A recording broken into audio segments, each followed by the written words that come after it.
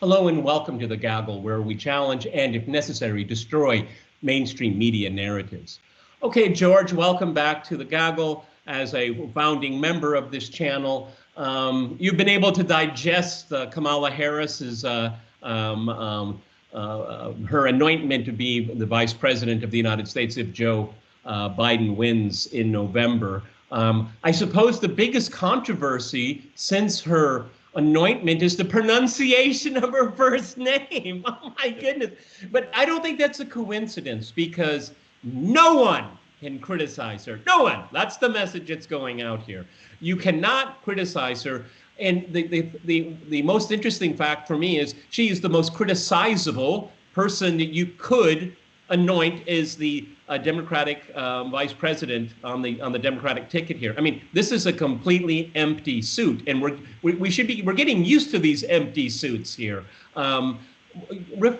It depends on where you want to listen. She's a radical choice. Like, she's banal. She's boring. She's a typical neoliberal vessel that stands for nothing except for power. Except for power. Go ahead. Well, exactly. Her selling point was she's the female Obama, the new Obama. And that's all. And she waltzed into the primaries with no ideas about anything, had no policies on anything, and thought that she could somehow be the woman of color, and therefore the new Obama. And the Democrats are desperate to find the new Obama. And whenever any awkward question came up, she would kind of giggle her way through, do her kind of valley girl little chuckling, and do lots of photo ops with her cooking something, and reassure everyone what an absolutely lovely, wonderful, delightful person she is, so lovable. Well, the public weren't buying it. They took an intense dislike to her, and her campaign collapsed ignominiously when she had to pull out before the California primary because she knew that she would absolutely be killed in her own home. And she was, because her name was still on the ballot. Yes, exactly. And that's political suicide for anyone. If you lose your own home state, I mean, you're done.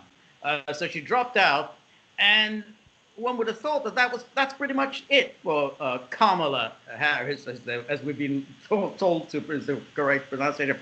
And suddenly, it's been revived. The rumor seems to be that Biden didn't really want her, that they had other preferences, but all of the others had just too many problems around them. Susan Rice, who seemed like a few days ago that she was a shoo-in, that they found it too problematic, and as you say, the line now is she's not to be criticized, and should she be criticized, then we know who's guilty of this criticism: Russia, the Kremlin. The Kremlin will, watch for New York Times articles about how the Kremlin is organizing a massive anti-Kamala campaign full of disinformation and lies. So yes, that's the next week's New York Times. I'm very curious if we'll ever really find out who is really pulling the strings on this. My sense is, this is my theory, and I think it's well based, but I don't know the behind the scenes events. But it seems to me that maybe Obama himself really intervened and said, this is the person here because it's all about his legacy. What I think is very interesting is with this Biden campaign, if you can even call it a campaign, is that we had the Hillary camp. They were the wholesale. They were the wholesalers of the Democratic Party, and then you had the Obamas as the retailers. I think it's flipped now, okay? Because now it's the Obama clan, because they've surrounded Joe in the bunker, and it seems to me that really this is about the narcissism of Barack Obama in wanting to maintain whatever legacy there is there, because there's not much. And she seems to be the perfect neoliberal vessel to do that, because if you look at her on the campaign, she stands for nothing, or she can change on a dime. And so that's the perfect, because Joe is like that vessel. Joe is the big lumbering tent of these rivalries that are bitter inside the tent, and he's gonna limp over the line, because they know that once you get over the line, meaning he wins, then all hell is going to break loose. Also, it seems to me that Kamala Harris is the person that's going to keep that neoliberal tent intact for Inauguration Day, because the Bernie bros, well, do they have any reason at all to vote? I mean, this is they're not being spat in the face, they're being kicked in the teeth with this choice of Kamala Harris. Yes. The Democratic Party is a quite extraordinary political party. I've never really come across anything comparable in any country. It really does stand for nothing. It believes in nothing. It is all about how do we grab power and keep that power in perpetuity. So they grab on any issue, whatever's going, in order to hoist them to power. Now, when they grabbed onto Russiagate, you still have to wonder, did they really believe that Russia and Donald Trump cooked that 2016 election? I have my doubts that people who are, nothing if not, they're not stupid, really believe such nonsense, but they persuaded themselves that we were cheated by Putin, and have simply gone along with it. And then they've continued with this Russiagate, through the present, and knowing what's going on here, because of course that's their alibi for how to explain their. Well, I have a theory about that. One of the reasons why I think that the DNC, the mainstream of the party leadership, grabbed onto that. Number one, it seemed like a plausible, if not crazy, reason why they lost, because to this day they have had no autopsy, no self-reflection of why they lost to a reality TV show host. Okay, but I think at the very core of it was a way to cow the progressives, because Bernie started mimicking it, and that was a victory for the DNC, for the Clintonites, and for the Obama camp, because they got Bernie to talk that way too, because and that it's what I've tried to explain to people, because Russians always ask me about why do you guys concoct this crazy story, and I said it's a glue that keeps the neoliberal order together, okay? Because it doesn't have to be true, okay? It's a cohesiveness that they want, and that's exactly what your answer was. It's not about ideology. On one level, it's all about power, and that is what they've concocted to keep that cohesion together. Though at a certain point, there's a lot of boiling tensions, okay? Because the progressives will say, all right, we're gonna back your ticket, but now you put on this person here. There's no progressive elements in his platform whatsoever. On foreign policy, anything about the Palestinians has been taken out. A lot of progressives feel very strongly about that issue. I mean, this is what their way to get across the line, and then Joe his usefulness has come to an end.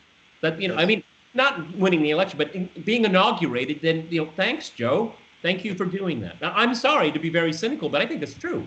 I think it is. But again, what is extraordinary about this Democratic Party is that they pretty much did that in 2016. They picked an extremely boring candidate. She's the candidate of the party establishment, who also, she stood for nothing, believed in nothing other than, I want power and I want it right now. They thought that this would get them over the finish line. They thought, hey, well, she's a centrist. She's no ideologue like Bernie. She will deliver us victory. It didn't happen. And, lo and behold, they're doing exactly the same thing. They had any number of, supposedly leftist candidates to choose from, with Elizabeth Warren and Bernie and so on. No, they went for Biden. Why did they go for Biden? Because he is, Mr. Centrism. He's been there forever. He supposedly has this appeal for the industrial working classes of the Midwest, Lunch Bucket Joe, and he will do it. He will deliver this election for us. And so it's exactly the same as the 2016. And even the strategy that they're pursuing, which is let's just keep him hidden, kind of what they did with Hillary Clinton. They knew Hillary Clinton was a deeply polarizing, unpleasant person. So they kept her hidden as well. That's why she didn't go to Michigan. They thought she would incur damage. Of course, that's it. That's why they kept her under wraps, because the moment she opened her mouth, she alienated voters. One of the things that I find very troubling, particularly as we go through this economic turndown, you have Joe Biden, Lunch Bucket Joe, but he never talks about class. He never talks about income inequality. And Kamala Harris, she only, and she's on the record over and over again about virtue signaling and identitarian politics. She's not going to talk about class whatsoever. As a matter of fact, if you look at her time as a prosecutor, she punished poor people. That was her mission here. Yep. And I find historically speaking, taking a huge step back, what happened to this party, the party of working people?